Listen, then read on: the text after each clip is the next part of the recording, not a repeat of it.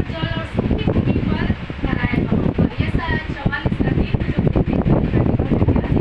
रहा है, और सूखी भूमि पर जल बरसाऊंगा और अपनी संतान और तेरी वंश पे अपनी आत्मा और तेरे संतान पे अपनी आशीष को क्या करूंगा, उड़ेलूंगा।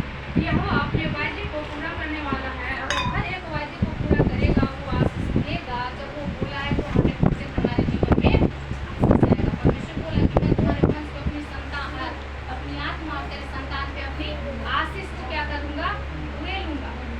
आशीष को हम क्या करेंगे, उड़ेलेंगे।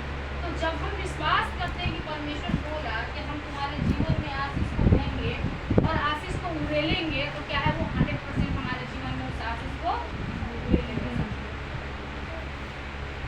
पूरा उड़ेलेंगे।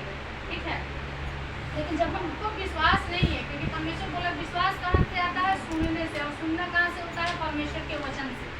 विश्वास सुनने के द्वारा आता है और सुनना परमेश्वर के वचन से होता है।